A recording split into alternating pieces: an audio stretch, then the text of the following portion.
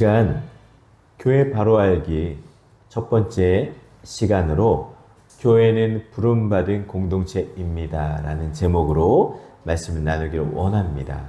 이 시간 하나님께서 역사해 주셔서 말씀으로 우리 교회가 새롭게 되기를 주님의 이름으로 간절히 축원을 드립니다.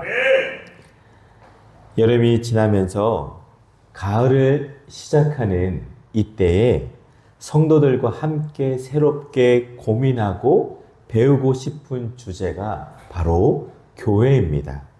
제가 계속 기도하는 가운데 하나님께서 교회에 대한 마음을 주셨습니다. 목회자는 항상 교회를 생각을 합니다. 항상 교회가 어떻게 하면 부흥할까? 어떻게 하면 성도들이 잘 성장할까? 어떻게 하면 우리 교회가 쓰임받는 교회가 될까? 이게 저의 가장 큰 기도 제목입니다. 교회란 무엇인가? 여러분, 이 중요한 질문 앞에 우리가 다시 한번 말씀으로 은혜 받기를 원합니다. 사람들에게 그저 교회 다니라고만 하고 교회를 함께 배우지도 않고 나누지도 못했던 저의 잘못을 보았습니다. 주님이 부르시고 주님이 세우시고 주님이 주인 되시는 교회를 함께 바르게 알아가는 것이 매우 중요합니다. 여러분, 아주 어려운 질문을 드리겠습니다. 우리 교회의 이름은 뭐지요? 주야 교회입니다. 맞아요. 그러면 우리 교회가 어디에 있지요? 목포시 도룡길 66에 있습니다. 이것은 눈에 보이는 유형교회 또는 건물 예배당을 말합니다. 많은 이들이 오해하는 것이 바로 건물이 교회다라고 생각을 하는 거예요. 그래서 제가 아주 어렸을 때만 해도 거룩한 교회 예배당 안에서는 뛰어서도 안 되었고, 이처럼 강대상은 정말로 신발을 다 벗고 신발을 신고 올라가면 어른들에게 혼도 났어요. 저는 그러지를 않습니다. 또한 제가 어렸을 때는 이렇게 예배당 안에서는 막 뛰고 큰 소리 내서도 안 됐고, 예배 드리는 공간 안에서는 못 하나도 못 받게 했었어요. 또한 저는 그런 교회는 아니었는데, 특별히 말씀에 아주 말씀 그대로 믿고 있는 여러 교단에서는 이 강대상을 함부로 옮기는 것도 매우 어려운 교회도 지금도 사실 있습니다. 여러분, 왜 그런 일들을 할까요? 바로 교회를 잘 모르기 때문일 수도 있어요. 교회는 건물이 아닙니다. 교회는 바로 성도가 교회입니다. 예수님을 믿는 내가 교회입니다. 또한 나와 함께 신앙생활을 하는 여러분들이 바로 교회입니다. 우리 함께 고백하겠습니다. 내가 교회입니다. 내가 교회입니다. 여러분이 교회입니다. 여러분이 교회입니다. 아멘. 이것이 정말 중요합니다. 예수님은 베드로의 고백이 위에 음부의 권세가 이기지 못할 교회를 세우겠다라고 말씀하셨습니다. 우리가 사도행전을 보고 있는데요. 마가의 다락방에 모여 다시 오실 주님을 기다리던 120명여 명의 사람들이 교회가 되었고, 그곳에 임한 오순절 성령으로부터 교회가 시작이 되었습니다. 그래서 여러분, 교회는 건물이 아닌 신앙 고백 위에 세워져야 하며 말씀이 기준이 되어야 하는 것입니다. 사도 바울은 교회를 그리스도의 몸, 주의 몸이라고 했고, 교회의 중심은 목회자가 아니라 직분자들이 아니라 바로 예수 그리스도이며 말씀이어야 한다고 가르쳤습니다. 주의 몸이 교회인 것을 꼭 기억하시기를 바랍니다. 사랑하는 우리 주양 가족 여러분, 오늘 우리는 교회 바로 알기 첫 번째 시간으로 교회는 부름받은 공동체라는 주제로 하나님의 말씀을 나누고자 합니다. 교회라는 단어 자체가 헬라어로 에클레시아라고 합니다. 아마 들어보셨을 거예요. 밖으로를 의미하는 전치사 에크와 부르다를 의미하는 동사 칼레오의 합성어입니다. 뜻은 밖으로 부르다, 밖으로 부름받다, 불러내다 라는 뜻이 있습니다. 즉 우리의 교회란 세상 가운데서 하나님께서 특별히 불러내신 사람들의 모임이라는 뜻입니다. 그래서 교회는 단순한 건물이 아닙니다. 교회는 사람들이 모인 곳, 더 정확히 말하면 하나님께서 부르신 사람들이 모인 곳이 교회입니다. 예수를 따르는 이들의 공동체, 이게 바로 교회예요. 그러기에 교회는 거창하지 않습니다. 그러므로 교회가 세워지는 것은 사람들이 모이는 숫자 크기에 달린 것이 아닙니다. 사람이 1000명, 10,000명 이렇게 넘어서 큰 교회다라고 우리가 함부로 말을 할 수가 없어요. 예수님의 십자가를 경험한 사람들, 부활의 소망과 기쁨과 능력을 체험하는 신앙을 가진 이들이 더 많이 생겨나는 것이 더 중요한 줄 믿습니다. 우리 교회가 지금은 그리 크지 않지만 예수님을 온전히 따르고 믿고 사랑하는 그 사람들이 점점 많아진다면 우리 교회는 큰 교회인 줄 믿습니다. 알렌 크라이더는 초대교회의 길을 묻다라는 책에서 AD 200년경 북부 아프리카에서 살았던 그리스도인들에 관해서 이야기합니다. 우리의 숫자가 날마다 증가하는 것은 실수가 아니라 좋은 증거입니다.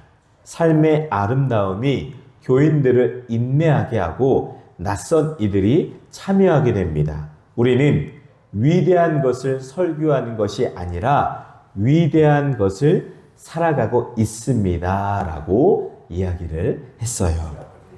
여러분, 교회는 세상 속에 존재하지만 세상에 속하지 않고 하나님께서 특별히 부르셔서 세우신 공동체입니다. 단순히 사람들이 모여 만든 조직이 아니라 하나님께서 부르신 백성이라는 것이 바로 교회의 정체성입니다. 중요한 것은 우리 하나님이 세상에서 나를 교회로 부르셨다라는 고백입니다. 그리고 하나님은 내가 교회로 이 땅에서 살아가기를 원하십니다. 그런데요, 믿는 이들이 이 정체성을 잘 모르기 때문에 혹은 기억하지 못하기 때문에 놓치고 있기 때문에 교회에 많은 문제들이 있는지 아는지를 돌아봅니다. 나를 부르신 분, 우리를 부르신 분이 하나님이심을 시인하는 것이 신앙의 시작입니다. 우리를 부르신 하나님께 대한 감사와 찬양이 바로 예배입니다. 그래서 우리는 예배 드려야 하는 이유가 있는 겁니다.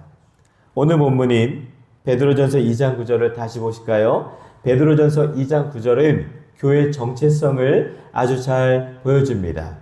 너희는 택하신 족속이요 왕같은 제사장들이요 거룩한 나라요 그의 소유된 백성이다 라고 말씀합니다.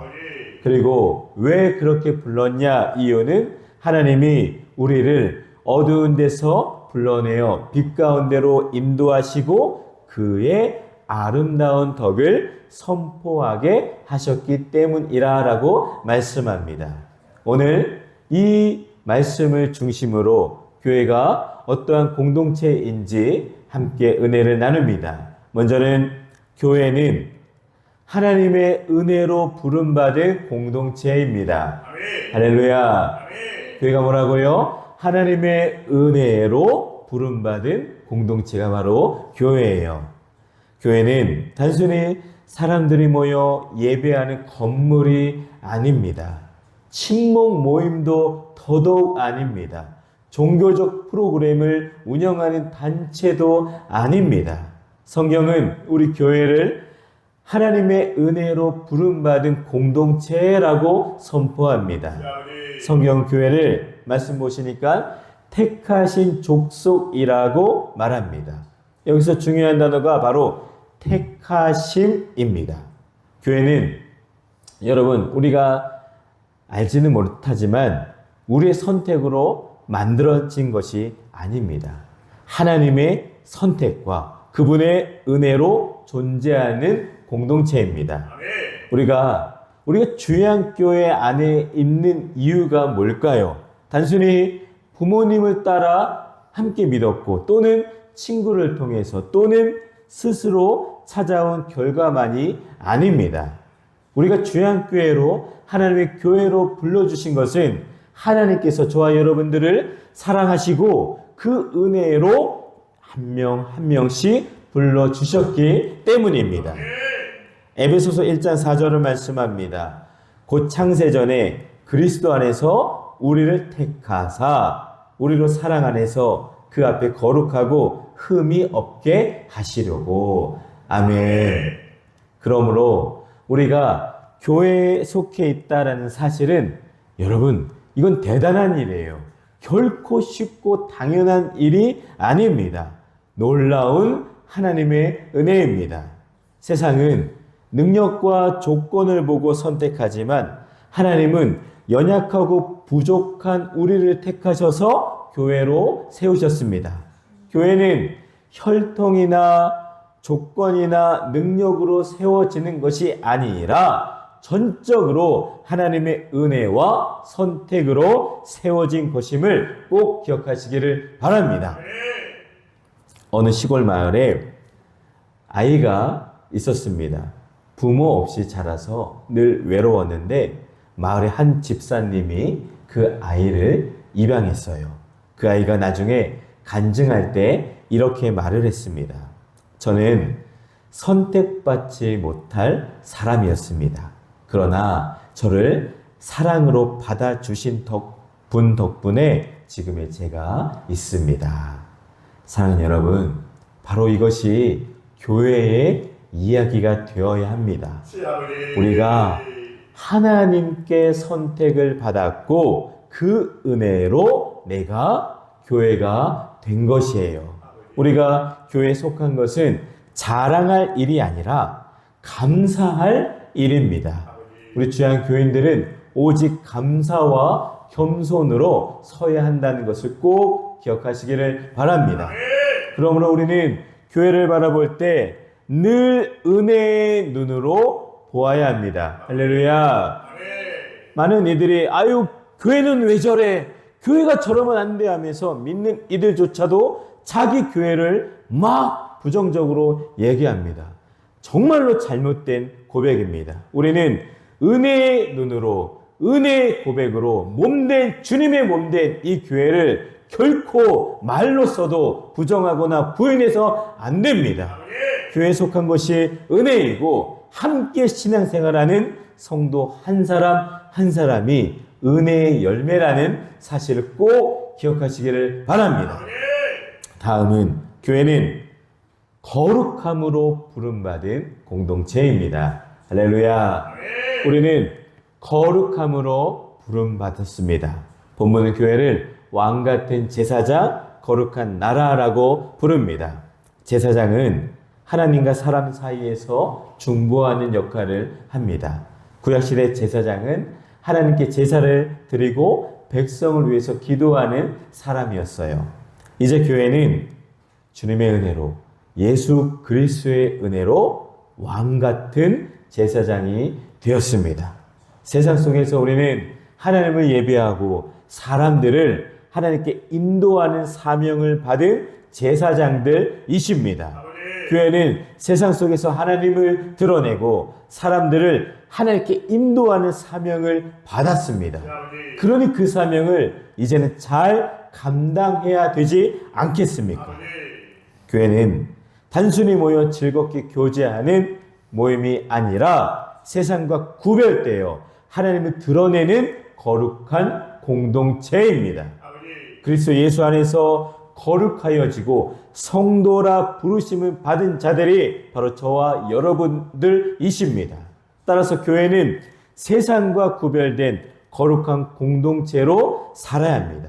거룩, 바로 구별됨을 뜻하죠. 우리에게는 구별됨이 반드시 있어야 합니다. 아버지. 교회는 특별히 더 그래야 돼요. 교회 안에서 모임하고 교회 안에서의 교제는 세상과 달라야 됩니다. 교회는 동호회도 아니고 계모임도 아니고 내 편의를 위해 모인 곳이 아닙니다. 그런데 여러분, 여전히 교회 안에서 인간적인 모습으로 운영하는 데가 너무나도 많기에 지금 우리가 힘을 잃어버리고 있어요. 세상의 가치와 타협하지 않고 하나님의 말씀에 순종하며 빛과 소금의 역할을 더 잘 감당하시기를 바랍니다. 사랑하는 성도 여러분, 오늘날 교회가 왜 점점 세상으로부터 지탄을 받고 믿는 자들조차 교회를 떠나는 현실이 되고 있을까요? 건물이 부족해서일까요? 재정이 모자라서일까요? 프로그램이 적어서일까요? 그게 아니라 교회의 가장 큰 위기는 바로 거룩함을 잃어버렸기 때문입니다. 세상과 똑같아진 교회를 우리가 누가 나가겠습니까? 매력이 잃어버렸는데, 그러니 그 매력도 없는 교회에 누가 찾아오겠습니까? 구별되지 않은 교회가 바로 문제입니다. 세상과 다르지 않다라는 것이 바로 매력을 다 잃어버린 모습입니다. 교회의 힘은 결코 규모나 건물이나 돈이 아니라 거룩함에서 나옵니다. 우리 주안교회가 큰 교회가 되기 위해서는 성도들, 아니 저부터가 거룩함을 다시 회복해야 우리 교회가 큰 교회로 부흥하게 될 줄 믿습니다. 예수님은 마태복음 5장 14절에서 말씀하셨습니다. 너희는 세상의 빛이라. 너희 빛이 사람 앞에 비치게 하여 그들로 너희 착한 행실을 보고 하늘에 계신 너희 아버지께 영광을 돌리게 하라라고 말씀을 하셨습니다. 교회가 교회답게 빛을 비출 때 세상은 하나님을 보게 되는 것입니다. 십자가 환한 빛을 더 밝히 보이는 주양 교회가 되기를 기도합니다. 저와 여러분들 성도라고 부르심을 받은 성도의 삶은 작은 하나님 나라의 표지판입니다. 성도 한 사람 한 사람이 작은 그리스도인으로서 가정에서, 직장에서, 세상 속에서 거룩하게 살아갈 때 그 자리가 곧 교회가 될 줄 믿습니다. 우리가 모여있는 이 자리가 거룩해야 할 뿐 아니라 흩어져 있는, 여러분, 그 흩어져 있는 삶의 교회에서도 여러분 거룩한 성도로서 살아가시기를 바랍니다. 마지막으로 교회는 사명을 위해 부름받은 공동체입니다. 할렐루야.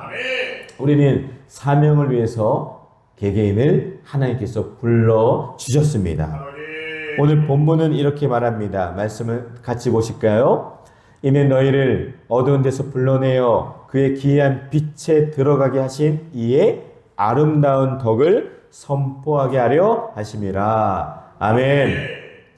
교회가 부름받은 이유는 단순히 구원받아 천국 가기 위해서가 아닙니다. 교회는 복음을, 예수 그리스도의 십자가를 증거하기 위해 부름받은 공동체입니다. 교회는 그러기에 두 가지가 중요한 게 있는데요. 예배 공동체가 되어야 하고, 또한 교회는 선교 공동체가 되어야 합니다. 세상 사람들에게 하나님의 사랑과 예수 그리스도의 복음을 전하는 것이 바로 교회의 사명입니다. 하나님께서 저와 여러분들을 빛 가운데로, 어둠 가운데 있었던 우리를, 죄인이었던 우리를 빛 가운데로 자녀로 불러주신 것은 바로 그 빛을 세상에 나누라라는 뜻입니다. 교회 사명은 다른 데 없어요. 하나님의 은혜를 선포하는 것입니다. 말씀처럼 그의 아름다운 덕을 선포하게 하려 하심이라. 아멘.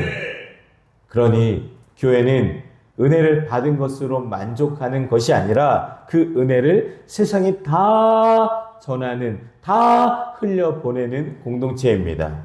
하나님이 어떤 분이신지, 그분이 우리에게 어떠한 은혜를 주셨는지를 다 전하는 것이 바로 우리의 사명입니다. 또한 교회는 머무는 공동체가 아니라 보내심을 받는 공동체입니다. 세상으로 파송하는 공동체입니다. 일주일 동안 우리 성도들이 세상에서 정말 치열하게 열심히 살아오시다가 주일에 교회에 모여서 예배를 통하여서, 또한 교제를 통하여서, 나눔을 통하여서 다시 한번 은혜를 꽉 이제 충만히 채우고 다시 잃어버렸던 힘을 얻어서 교회 안에 머물러 있는 것이 아니라 문 밖으로, 세상으로 걸어가는 것이 아니겠습니까? 여러분, 초대교회를 생각해 보십시오. 사도행전의 교회는 모여서 기도하고 그 다음 흩어져서 복음을 전했습니다. 그 결과 예루살렘에서 시작된 복음이 온 유대와 사마리아를 거쳐 땅끝까지 퍼져 나간 것을 보게 됩니다. 여러분, 오늘날도 마찬가지입니다. 우리 교회의 사명은 바로 예배와 선교입니다. 한 성도가 예배 후 교회 문 앞에 있는 문구를 보고 아주 큰 도전을 받았다고 합니다. 그 문구는 바로 이런 글이에요.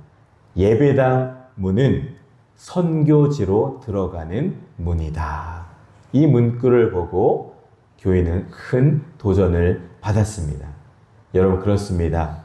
교회는 은혜를 나누기 위해서 세상 속으로 나아가야 합니다.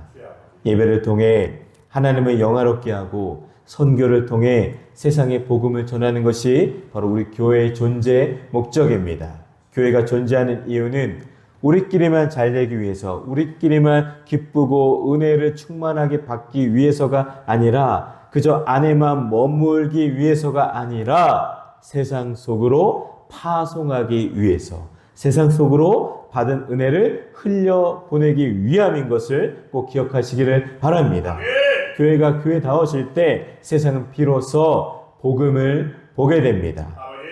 사랑하는 주양가족 여러분, 우리가 모인 이유는 서로 위로받고 좋은 관계를 맺기 위함만이 아닙니다.